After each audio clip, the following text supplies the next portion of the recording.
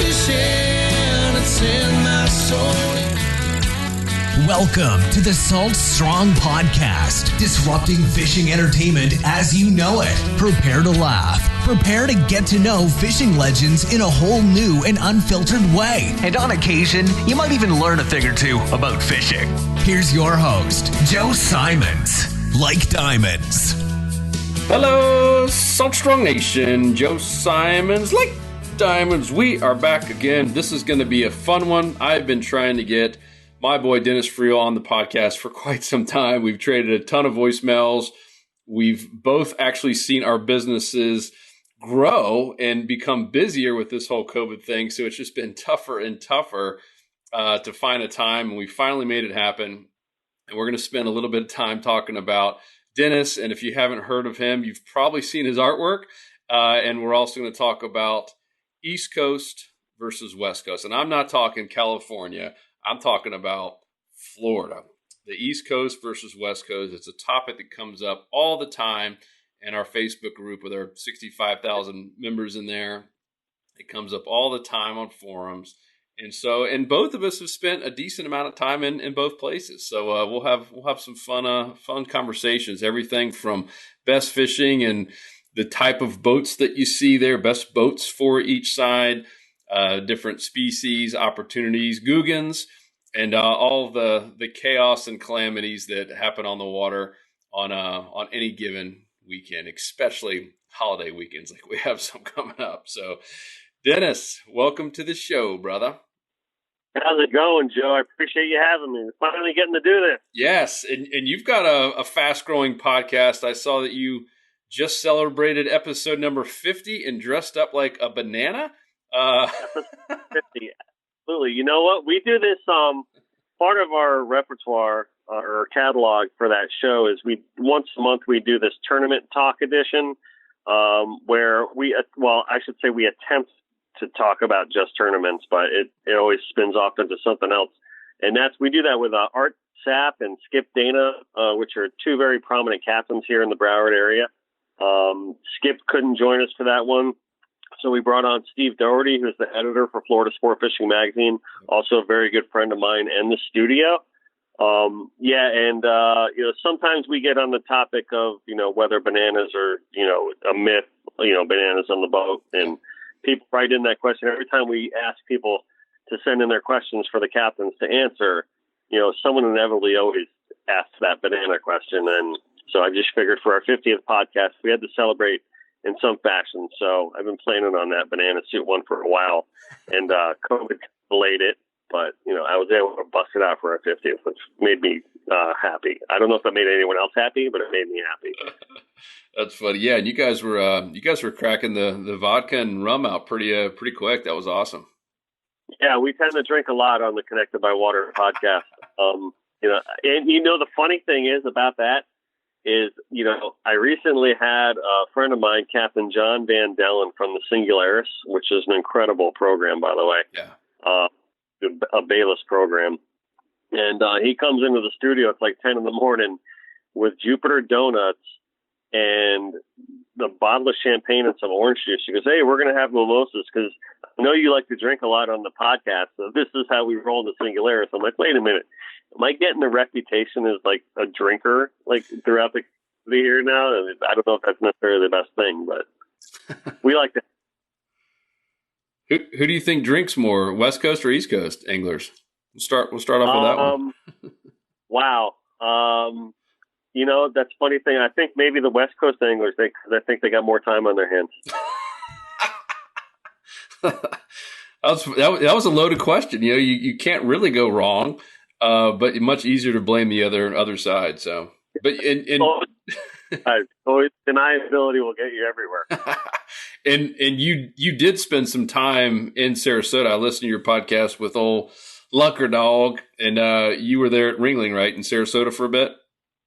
Yeah, I attended art school at Ringling. This was a while ago. And it's my understanding, I haven't been back to Sarasota in a little while. It's my understanding that since my time there, it's changed quite a bit. But I do have a little bit of experience being a resident on the West Coast, so kind of understand understand the differences in mindset that there can be between West Coast and East Coast. One of the things that I noticed too, a lot of the influence of Florida has to do with the transient property of our residents, right? Mm-hmm.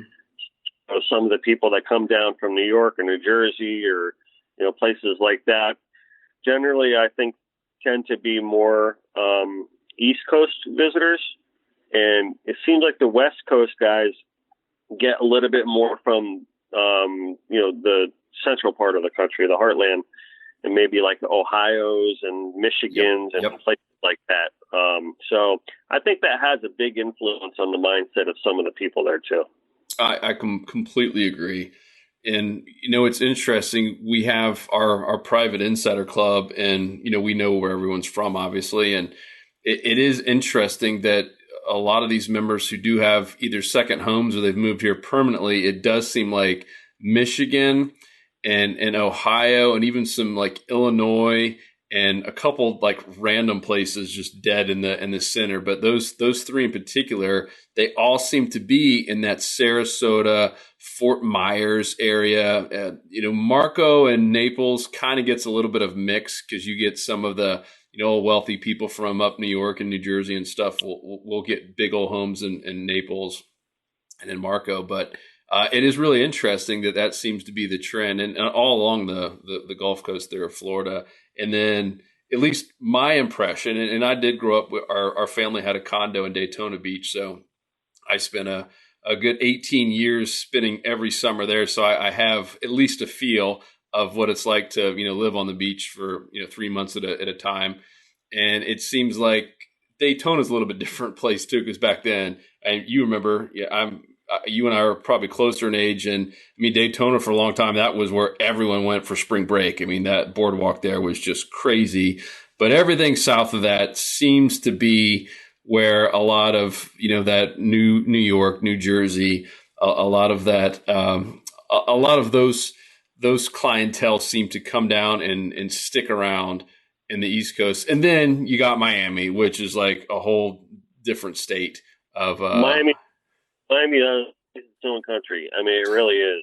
And I don't mean that to sound derogatory by saying that. It has nothing to do with the international quality of it, but they kind of tend to go to the beat of their own drum down there. Yep. And I hate to, keep bringing up COVID and everything like that, but if you see the way that things like that were handled down there, you kind of got to handle Miami differently than the rest of the state. And that was kind of one of the problems that our governor had too. And a lot of people don't realize that he's really kind of like the governor of two different states. Yep. When you consider South Florida versus the rest of the state.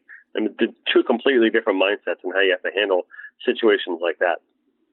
Could you imagine if you were from let's just say a different country, and you made your first trip to America, and the only place you visited was Miami? Like that's your now impression of all of America.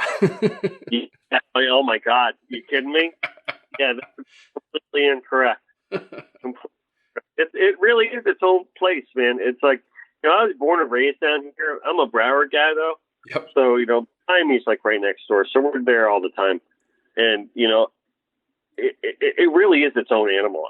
It's really hard to explain unless you really have like lived through like everything that goes on down there.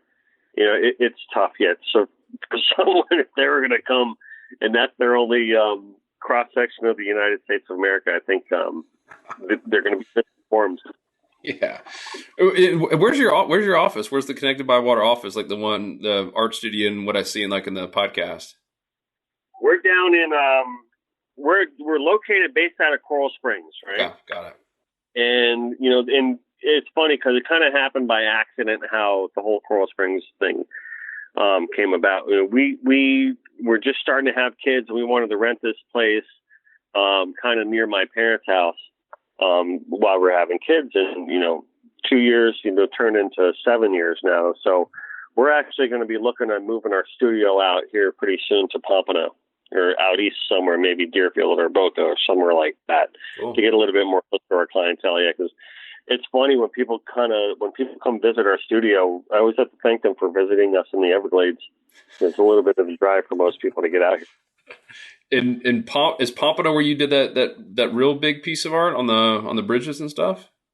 Yeah, so, that was a huge project. Our bridge mural artwork is on the Atlantic Boulevard Intercoastal Bridge. And, we're actually working on some more bridge projects for the city of Pompano, like as we speak. I don't know how much I'm allowed to talk about it, but it's it's not on the scale of the Atlantic Boulevard Bridge, but it's about some smaller ones that are kind of scattered around town at the moment.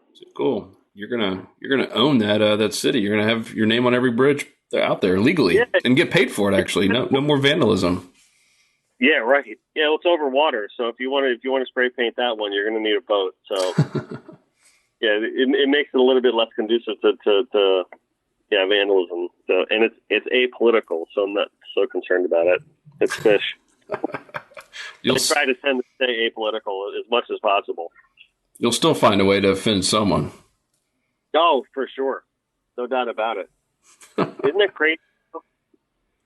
It is nuts, man. Well, that's a whole. We'll stay away from that topic for right now because it gets me fired up. Just even some of the comments that we get, it's mind boggling. But the bridge project is that was a big one for the studio. I mean, we received so much fanfare from that, and so much recognition from the city. It's really been a blessing to have worked on that project. And then, like, it seems like a ton of boats. I mean, I know just because the Gale Force twins are young and they're really just kicking some butt, which is awesome. And and all over social media. But I see your name every day just from their page. And what happened there? How did all that come about? Amanda and Emily and I met in the Bahamas. We were both over there for the custom shootout. And they were working with Skip Smith, and so was I. I was the artist of the tournament that year. And so I went over for the shootout. They were working with Skip during the day, and we kind of got to hang out for about 4 days, which gave me a real good opportunity to kind of find out and figure out who they really were on the inside. Yeah. And they're just great people. And I really, really mean that. They're just, well-grounded and, very type A go-getter type of girls. And instantly I said, man, we got to work together because their morals and their priorities are really in line with what this studio is trying to achieve. And, I fell in love with them. I kind of joke they might kind of like punch me if I say this, but I call them my nieces. That's really how I feel about them. That, really do hold them near and dear to our hearts at the studio. So we started doing a bunch of work together. We're doing a bunch of apparel for them. We're doing a bunch of cross-promoting with them, and we're working on a whole bunch of different programs. And we got a lot of great stuff coming out with them this coming year. Too cool. Yeah, they're awesome. We had them on the podcast a little while back, and everyone loved it. They're just, like you said, they're truly genuine. They want to win. Like, they're competitive too. And they're trying to make a big name for themselves and get a whole lot more females out there. Captaining boats and doing awesome stuff, because I got 2 little girls, I absolutely love it. So that's great. Well, that's, you bring up a good point with them. And that was one of the things that I noticed about them right off the bat is they're true anglers. Yep. They really care about the sport and they really care about their business, quite frankly.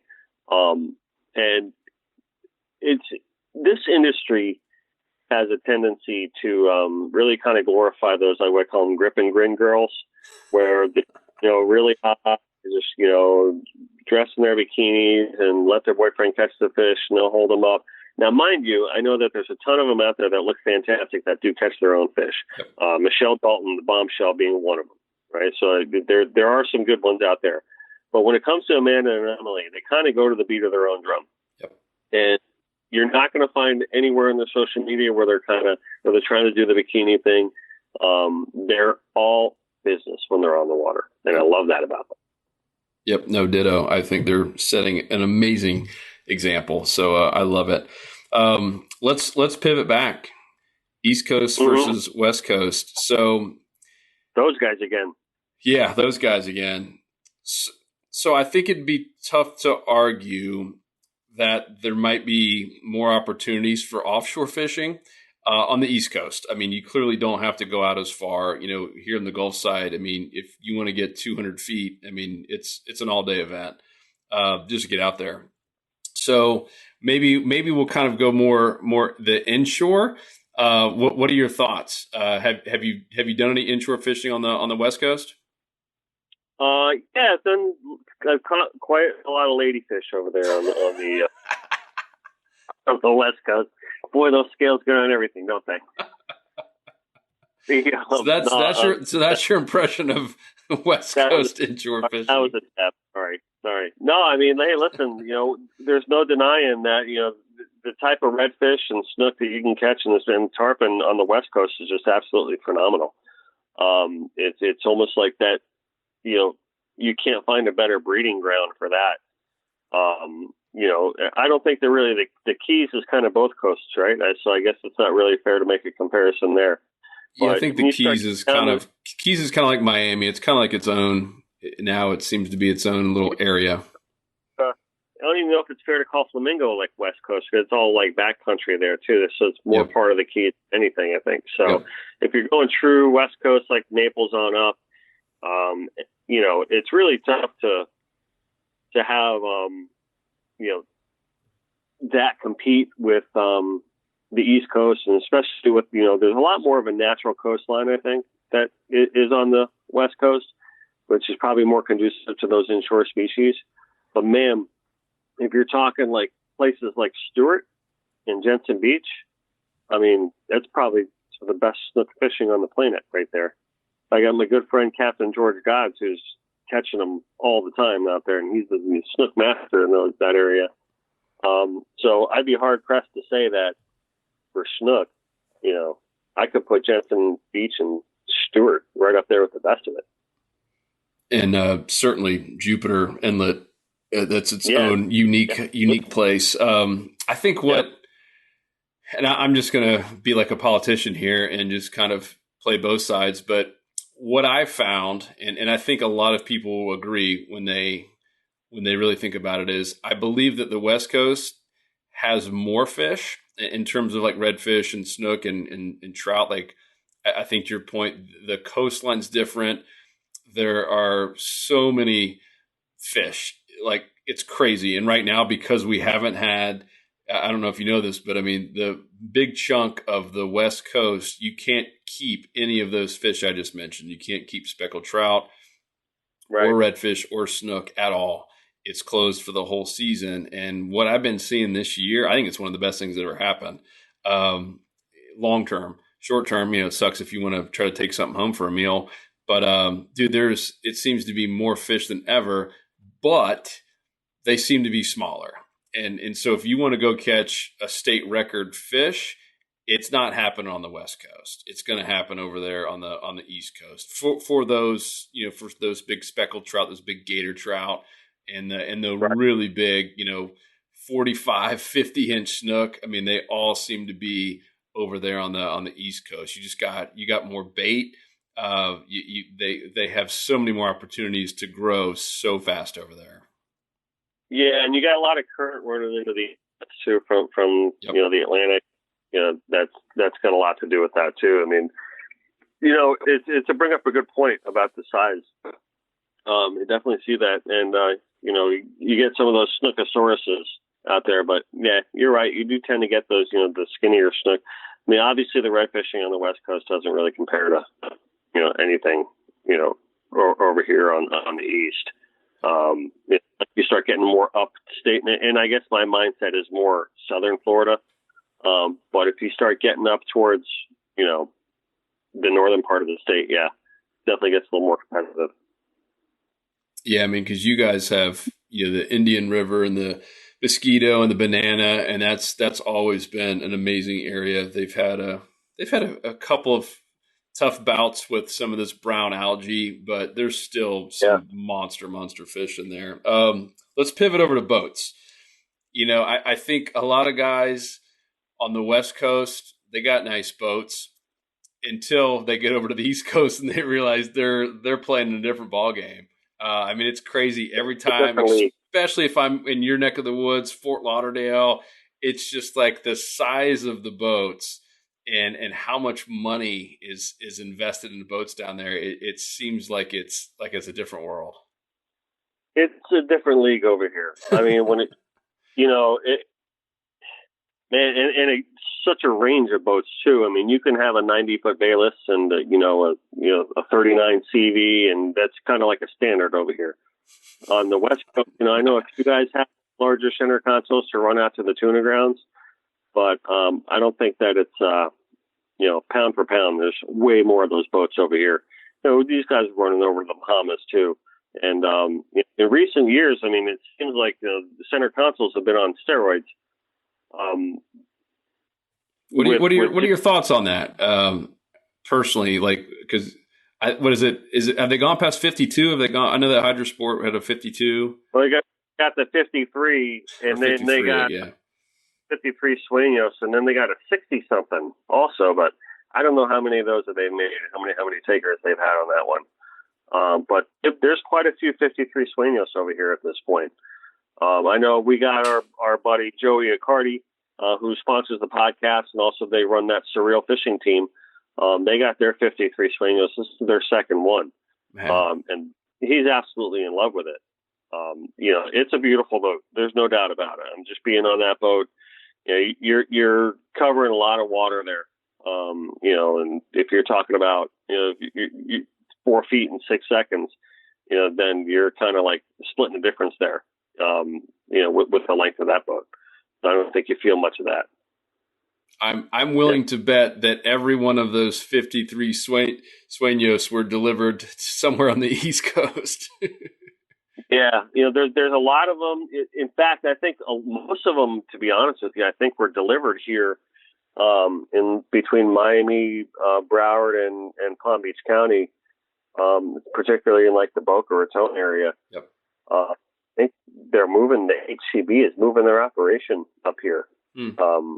I think the Palm Beach County. I think they're getting out of the Keys, to be honest with you, because most of those boats, they're realizing the bigger boats, the bigger center consoles. I think most of the people are buying them up here, because in the Keys, even I don't think the boats are as big as they are down here. There's just not, a lot of dredge work and marinas to hold a lot of the larger boats that are down there, and there's just marinas all over the place, and deeper water for those larger. And when I'm talking about like sport fish, yep. To get around up here in the Tri-County area for Dave Broward and Palm Beach. So when they want to get the larger boats, it's just more conducive to the East Coast and less in the Keys or even the West Coast. Yeah, and I've never once seen a 50 anything center console on the West Coast. And if someone has, let me know. I have yet to see one, and I've seen a couple of them on the East Coast and a couple down in the Keys, which I'll consider more the East Coast. But yeah, it's crazy. So if I gave you 1.2 million and said you had to use it on one boat, would you buy a center console like the Hydrosport, or would you go with a sport fishing boat? Wow. 1.2 million you're giving me, huh? Yeah, I'm feeling really generous today. Yeah, I mean, who knows? Can I get a little Cabo for that? I don't know. That might be the way to go. I think you certainly can. It might not, be a 60 or 70 footer, but you can, and you certainly get a used one. I think if you gave me 1.2 million, I would probably mac out like the sickest CV or Freeman that you could find. Those Freeman, like that Jimmy Buffett one, the Last Mango. Yeah, like the Last Mango. That's pretty sick. Yeah, we can have I can have Roy Merritt put a custom house on it, just like they did for Jimmy Buffett. It might be a little bit more than 1.2 though. Yeah, he's probably over 2 for that. That thing is sick though, man.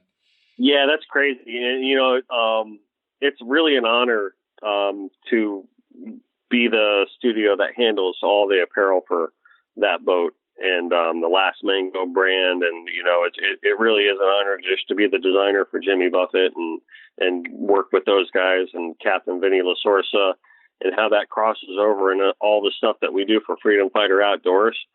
Working with the LaSorsa family, working with the Buffetts and And the Last Mango program has honestly been an honor for us to do. And how long has that been going on? We've been working for pretty much for we've been working for Freedom Fighter Outdoors for longer than the Mango, which is, that's kind of how that all happened.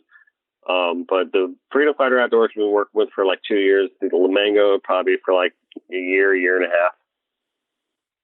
That's awesome, man. Yeah, I had Vinny on a while back. Told he's got a crazy story, and just how he got into that job, and his dad and the CIA and all that stuff. It was interesting conversation. But yeah, Vinny's a real good dude. He's one of my favorite people in the world, and I'm proud to call him one of my closest friends, to be honest with you. That's awesome. Yeah, so it's really kind of cool the way we operate together, and just knowing him and just knowing the type of person he is on the inside. Just kind of makes doing what you do together mean that much more. Yeah, those I'm pictures so lucky. Are awesome. Yeah, I'm so lucky. I really feel so fortunate to be able to do what I do and work with the people that I work with. Like, I can't stress that enough.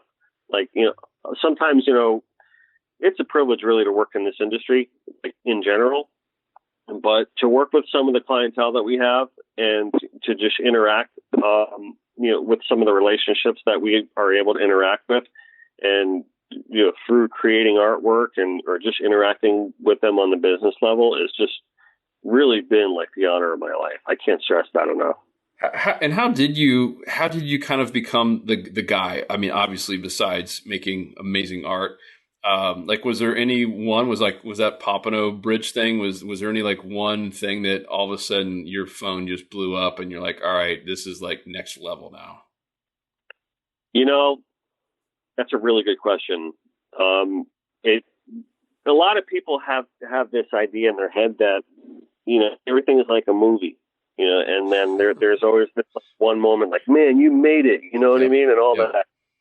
But that's not the way real life works, man. It's a grind. Shocker. Yeah. And it's just, it's kind of like an erosion theory, like you just got to keep on pressing. You got to keep on working hard. And, there's a lot of talented guys out there that I've met, even back in my days of art school or just working professionally as a creative for the past 25 years. I've met a lot of talented guys that really kind of amounted to nothing because they weren't willing to work for it.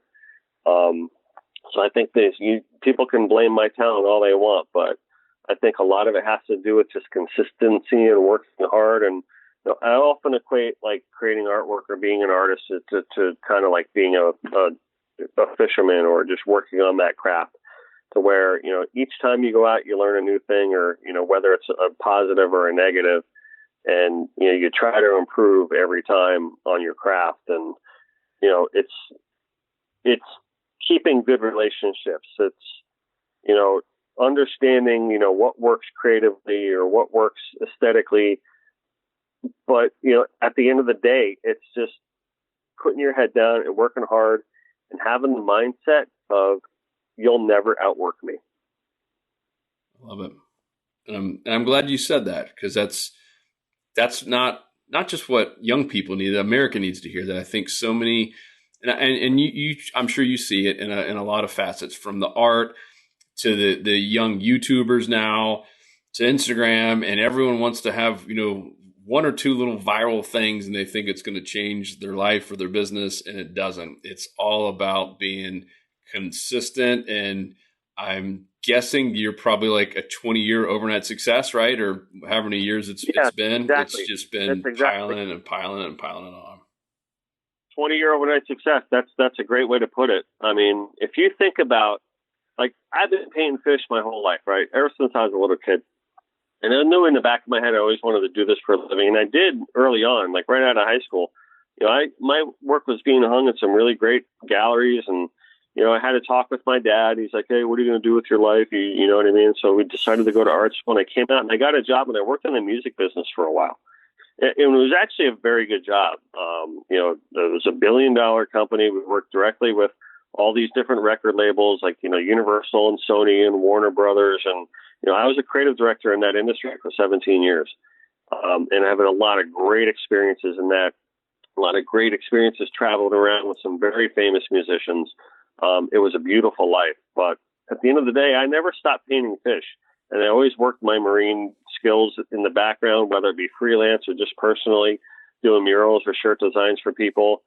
And before too long, I couldn't deny it anymore. And my work was gaining so much momentum that my wife was like, hey, you got to quit your day job. If you got to make a choice, because you want to do this music thing and it's all cool, but your heart lies in fish and you've always wanted to have your own studio. So about 7 years ago, I quit my day job as we started having kids, which was weird, really weird. Great timing, yeah. Yeah. So, and then we did it. We took the leap, and we haven't looked back since. But a lot of that, sometimes when your back is against the wall and you have no choice but to move forward and make things happen, you'd be surprised at the kind of mettle you can show. That's awesome, man. So you went like cold turkey, like burn the bridge. I'm leaving the music industry, and you went all in. Yeah. I mean, we were, I had a ton of clients, and, we were pretty busy on the outside. So I was pretty confident that, I'd land on my feet. But honestly, if I look back at that moment compared to how busy we are now and what a great success the studio is at the moment, like that was nothing compared to what we're doing now, which is great, right? That's what you want. Yep. But, I kind of look back, I'm like, man, it wasn't as great as I thought. You know what I mean? I could have fell right in my face. But hey, listen, at the end of the day, you're never going to know until you go. Yeah, I love, I can't remember who said it, but it was an author who was pretty famous. And the question to him was, how do you become a good writer? And how did you write so many good books? He's like, well, every morning I start off by writing 1,000 crappy words that make no sense. And eventually I get into a flow. And I was like, that's pretty good. Yeah, that does happen. Yep. Oh man, that happens a lot, and we're always quoting, there's another famous artist, his name is Chuck Close, which I don't know if you heard this or not. We quote him all the time. Yeah, well, and it's really like our studio about inspiration. Where people always use that word with us, and we really hesitate to go, yeah, inspiration. Well, Chuck Close says inspiration's for amateurs, because the rest of us, we wake up early every morning, we get in the studio, we go to work. Mm-hmm. Meaning, like, if you're going to sit around and wait for inspiration, then you're going to be out of a job. You're going to be done. You can't just sit around and wait for that to happen. So you need to push through. And just like your writer is saying, you just got to get the blood flowing and get going. And, eventually it's going to start clicking. That happens all the time here, where I'll start off drawing something in the morning and then completely scrap it by lunch. And I'm all right. I'm ready to start working. That's good. Yeah. All the time. I mean, and another thing too, it's like, if you're also sitting around going, man, I got this great idea in my head, and I'm not going to start it until it's perfect in my head. It's like, well, that's not the process to creation at all. Like, the process to creation is actually getting your hands dirty and getting into it. It's just like fishing, for example. You can look at your moon phases and check your tides and get all your gear ready and be the most prepared you can be. But once you get out there, things are going to change. It's just like a piece. Once you start getting into for example, like a painting. Well, I can have the best intentions going into that painting, but sometimes it takes on a life of its own, and sometimes things are going to change. I'm always making the parallels between art and fishing because it's always so true, right? How many times, have you caught your best fish on your worst days where you weren't prepared, or you're just going out for an hour before sunset just to kick it with your buddy? I'm like, man, we caught that. It was great. You know what I mean? And how many days have you been so flipping prepared, and you'll only catch a fish or two? So true. I want to pivot because I was looking at the other screen of your art. So what's the most popular fish that you get commissioned to do? Is it a marlin? Sailfish. So okay, I guess that makes sense in South Florida. Yeah. Well, we do so much apparel here that it's like, and most of our clients that we service here, I rarely do a boat that's under 34 feet for an apparel project. Yep. With the way we've outfitted our studio, we kind of like to consider ourselves like a top level studio when it comes to creating artwork and apparel. We don't do anything on the cheap. We're always trying to deliver just nothing but quality products. So most of the guys that we service here in the Broward area are primarily sail fishing teams and sail fishing tournaments. So that's primarily, the big thing that we do here. And then we'll get our mahis and our wahoos and our tunas all the time. But for the most part, it's sailfish. If I'm creating an inshore species, every now and then we'll get requests for them. But for the most part, if I'm creating an inshore species, it's for myself. What have you done? What kind of inshore? Oh, all of it. I've probably created every fish there is. People ask me that all the time, like, what's your favorite fish, to paint? And I'm like, I just shrug my shoulders and just all of them. And I really do mean that. I don't really think I have a favorite fish unless maybe it's a wahoo, right? Just because I love those stripes and how fast they are. But, realistically speaking, that's probably the best part of my job is that there's always a different fish to paint. There's always a different species to work on.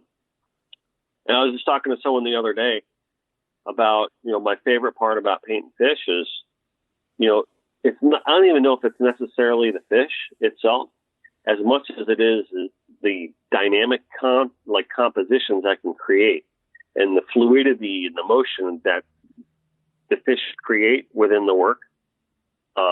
It really makes for dynamic composition and, dynamic paintings and dynamic designs. And that's probably my favorite part about it.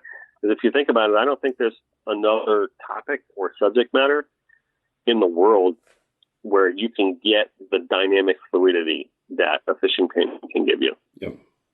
That's so true. If I wanted to commission you to do a gaff top sail catfish, would you do it? Have you ever done any catfish art? I want to buy one for my brother as kind of a prank. Absolutely. Funny. I didn't do that kind of catfish. I did a different kind of catfish. In 2016, I don't know if you know about this project I worked on, which was where I did the 365 fish, that daily study project, where I did one 8x10 illustration for every calendar day of the year. It was a challenge. Jeez. And yeah, it was a bear of a project. I even have some of them up on my site now. You can see, but yeah, it was crazy. So I had to draw one 8x10 illustration every day, unrelated to any project I had at the studio. It had to be an independent illustration. Yeah. I did everything for a full year. And one of them I did catfish. It was kind of like when it was an election year. That was the Trump election year, right? So it was kind of crazy. So sometimes I would draw little trumpet fish with Donald Trump's face on it. I did a Hillary Clinton blowfish. And there's some other funny, because I like to do some funny stuff every now and then rather than get so serious. Most of the illustrations I do for Floor Fishing Magazine are funny cartoons, right? And all the stuff I've done for Marlin Magazine, for the most part, have been funny cartoons for their editorial pieces. But anyway, I did do a catfish when Donald Trump got caught on tape saying a certain thing that wouldn't hurt. So I had someone grabbing a catfish. So, that's pretty funny. Well, I'll have to. Yeah. I might have to call you offline to get one for Luke. That would be pretty funny. So, East Coast, West Coast, who has the most catfish? Wow, I would have to say definitely the West Coast. Okay. Well, for saltwater cats, right? Yeah. Saltwater cats. Yep. Yeah. Yeah, you're probably right there. What about Googans? We need to talk about that, and that obviously can mean a lot of different things. But actually, we'll say Googans, and then what coast has the most sea-doos and wave runners? Wow. Well, I think the East Coast has more sea-doos and wave runners just because Miami, right? Yes. That's how they roll. Oh, my God. I was at the Lorelei one time with my wife and kids, and down in Isla Morada. Yep. And we were eating out back and right by the water, and we were enjoying the view of the beautiful bay side of the Florida Keys, and it was midday. And all of a sudden, this biker gang of Miami young kids comes rolling up, must have been about 20 to 30 jet skis, and they just beach park right behind the Lorelei, revving their engines and spitting the water in the air and all that stuff. And I'm like, what the hell's going on? What is this? You guys are ruining everything. What are you doing? So I'm gonna have to go with the jet skiers. I'm gonna have to blame Miami for that one. I agree. It's crazy how many wave runner, whatever, jet skis, Sea-Doos, whatever you want to pile. And I know there's some anglers that do use that, and there's some legit anglers that actually do use Sea-Doo and going out there and catching sailfish and marlin and wahoo. But for the most part, they're a bunch of young people who have never taken any boater safety stuff in their entire lives. And it's no wonder there are so many accidents, including some fatal ones that happen on those things. I mean, they go like 82 miles an hour, and they're just not even paying attention. It's crazy. Yeah, it really is crazy. And they're doubling up and tripling up on them, and, you know, all trying to look cool. They're all trying to take their cell phone video, and, you know, it's kind of sad, really, to be honest. Yeah. Well, that could be another business venture, just creating built-in selfie sticks for Sea-Doos. Yeah, right. Hey, but what about doesn't the West Coast have more Canadians though? It does. Yep. Because I remember when I showed up my first day at Ringling, and I drive into Sarasota, and it says "Welcome to Sarasota," and then it also says it below in French. Well, in that particular Sarasota, it certainly has a bunch, and you're right, that has changed a lot over the years. And I would venture to say it's a much older crowd there, and I think a lot of people from up north, you know, that basically that center all the way up, that seems to be Sarasota is just it's a hot spot, man. You kind of go to Sarasota to live out the end of your life there. I not in a bad way, but that's my impression of every time I'm in Sarasota. There are a lot of white haired people walking around. Yeah, I heard that it's gotten a lot better from a liveliness standpoint over the years. Because I used to tell people when I was first at Sarasota, because I didn't really like Sarasota back in, you know, when I was going to art school there at the time. A little too slow for me coming from the East Coast, especially South Florida, which is a little bit more of an exciting area. You know, when I went over there, it was kind of really slow, and so I would tell people, you know, if the doctor ever tells you have 6 months to live, move to Sarasota because every day seems like an eternity. That's pretty funny. I will say the restaurants are open for dinner a whole lot earlier in Sarasota than over on the East Coast. Yeah, there you go. Yeah. Early bird, baby. 4:15. They're lining up to get in there early.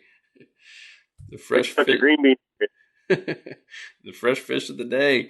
And so, what about just overall Googans? What's your impression of where you have the most qualified captain awards, the most people just doing really dumb stuff out in the water and having zero respect?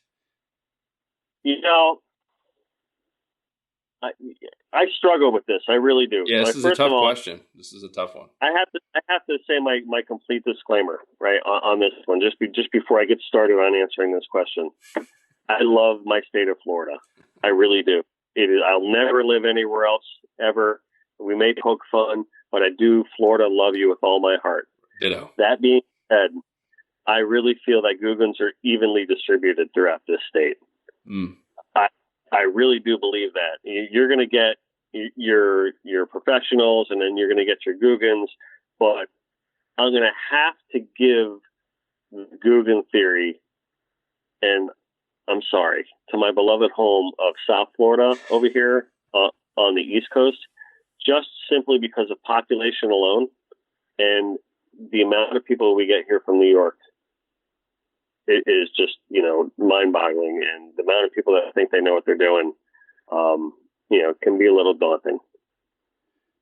I would agree with you, and the amount of people that do come down and can rent either a boat or a jet ski, when the jet skis seem to have more of kind of that thought of, hey, that must be some Googan in there running right over my line, right, trying to spray me while I'm fishing, just the dumb stuff that happens. But it's mind-boggling I mean, I don't even know if they check to see if they have a driver's license, let alone if they've ever taken any kind of boater safety or ever driven a boat or a Sea-Doo before. Yeah, no, I agree with you. It's And nuts. I don't even really talking so much about my Hillsborough Inlet crowd because that's kind of like, that's my home inlet. Yep. But if you've ever been out of like Hallover Inlet, yeah, and you just see how that sandbar just gets like stupid out of control. And I really do mean stupid. Yeah. That will convince anybody that what I said is the truth. Too funny. So where were you born in South Florida then too? Born and raised. Okay. Yeah, born and raised in this area. I have left to go to Sarasota, and in my time during the music industry, I've traveled all over, but I've always called South Florida my home. Yep. No doubt. And I don't think I'll ever call anywhere else home, to be honest. Take the good with the bad. I still do love it. It's got its own character. Oh, for sure. And there's a reason people want to come down here. I mean, it is a fun place. The weather is mostly awesome, and man, just the water and the stuff you're painting, right? I mean, that's why people come down here. Yeah, I mean, obviously as a marine life artist, there's other places I could live that might be comparable, but we've pondered moving up the coast a little bit, like to the Jensen Beach, Jupiter area, which would be phenomenal. But we have so many ties here in the Broward and Miami area, some in Palm Beach, so many business ties that we're kind of settled in here for the moment. But we might move up coast a little bit more, fairly soon, or not soon, but in a little while. It's been talked about, but other than that, I mean, I'm here. Yep. And my wife, I was born in Tampa and we lived in Tampa, and the third child is what did it for us. And so my parents, aunts, uncles, they all live in Winter Haven, which is like Polk County, dead middle of the state. And we finally took the plunge and moved here. I guess it's almost been 2 years now. And Here in Winter Haven? Yeah, so I'm in Winter Haven now. So yeah, I moved from Tampa right there on the water, which was awesome. And I missed that part of it. But man, the cost of living and just a slower pace, and the fact, I can be in downtown Tampa in 1 hour on the dot from my house here, and an hour and 30 minutes or so to maybe 40 to Vero. So it is nice. And even, we were 2 weeks ago, we were down in Everglades City, and 2 hours and 35 minutes. It's pretty awesome, just straight down 27. So yeah, that's awesome. You do a lot of bass fishing in that area?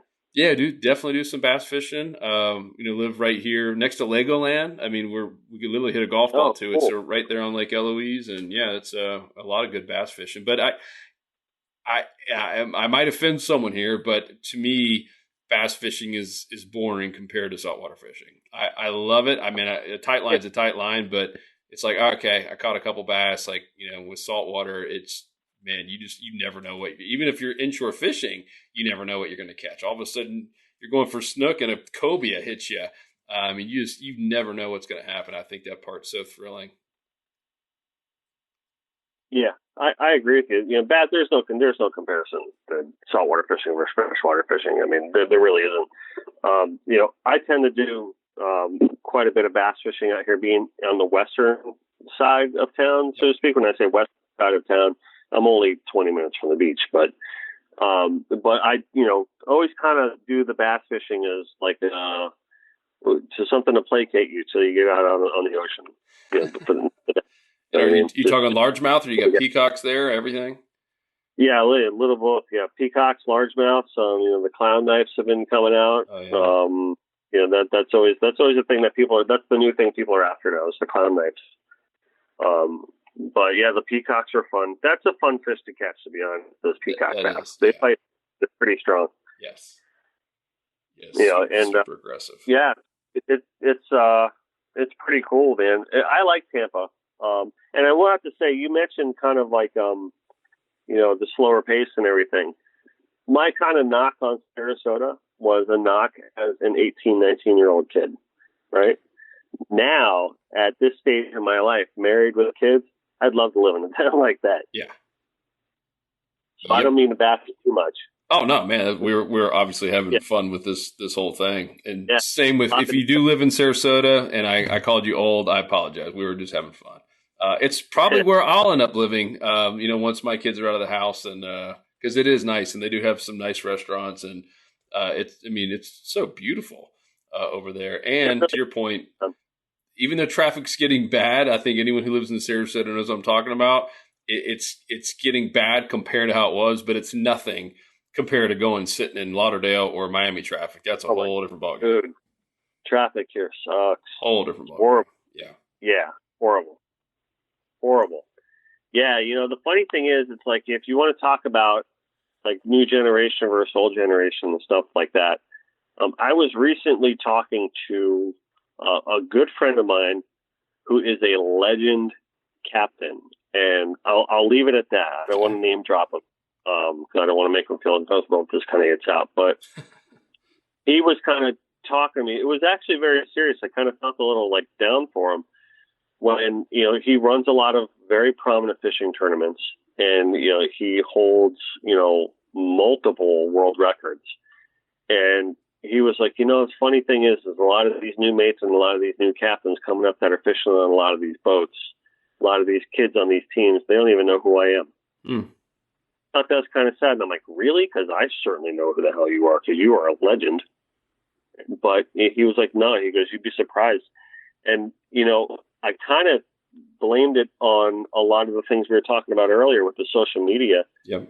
A lot of these like flat brim kids that are only care about, their likes and their followers. And, they really don't care about the history of the sport. Yeah.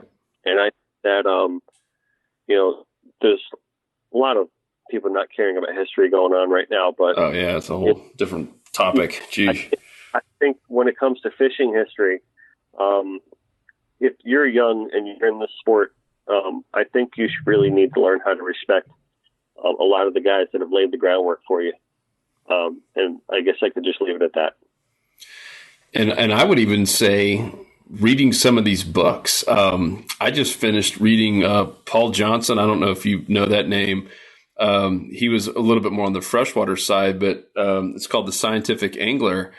And dang, that is an amazing book. Another one, Mark Sosin, I'd read that a year or so ago, like What Fish See or whatever, something like that. I mean, you can learn so much because these guys, they were studying this stuff. Like they were going down with tanks. And they didn't have all the distractions we have and all the entertainment choices. They were going out and just literally studying these fish. And I've learned so much from some of these old school books, from some of these older captains, both, saltwater, offshore, inshore, and even some of the bass stuff. It's pretty fascinating what they've, and some of it's out of date, when they're talking about, using, 100% mono, and there's, they didn't have braid back then in many of those cases, but most of the stuff still stands true today, and you can learn so much about fish behavior from some of these old guys. So I'm glad you brought that up. Yeah, and even just having respect for your sport, and because one day that's going to be you if you're lucky. Yep. And you're going to want the same thing. It's a very specialized kind of thing what we do in the industry that we work in, where it could be, a lot of, the fishing, the marine industry is a very wide and vast industry, but really kind of get down to it, it is a very tight-knit circle. And you got to respect that. Amen, brother. Well, you certainly have. And I'm looking at the time here. We went a little bit over. This has been a fun conversation. I think we can do another one in the future on a whole different topic. But tell everyone where they can go find you on the Connected by Water. I know you got a couple of different websites and your podcast. Where's the best place to follow you? And even if you can handle the new business right now or not. So I know I saw you were just hiring someone new. Like, you guys are crazy busy. Yeah, bring more business. We'll hire more. We'll hire more at all. So you can really find us on connectedbywater.com. That's our company. That's our studio. And on social media, we're at Dennis Friel Art. And we're at Connected by Water. We have 2 social media accounts, 2 Instagram accounts, one for the studio, one for me. But as far as the website goes, for all your custom creation needs, we have a retail line, with our brand, and, we'd love to hear from you. Love to hear what you got to say. You want to watch our podcast? We're right there on connectedbywater.com/podcast. Everything's right there on the site. Cool. Yeah, definitely go check out the art and the apparel that they're doing. It's it is top notch. So cool. Well, brother, this has been really, really fun. I really appreciate the time, Dennis, and everyone go check him out. Subscribe, follow, whatever the term is for that social media handle. Even on YouTube, I've watched a couple of your podcasts on there as well. But best place, go to connectedbywater.com. And if you have any questions, we'll obviously post this entire podcast and all related links that we talked about. It's saltstrong.com/podcast. And I check every one of those messages, and I can forward anything over to Dennis as well. So, guys, thank you so much for listening. We will talk to you on the next episode. And regardless if you're fishing on the West Coast or the East Coast of Florida, be safe, be careful, and get some tight lines. Dennis, appreciate you, brother. Joe, thank you so much for the time today. Yeah, good times, man. 'Cause fishing, it's in my soul.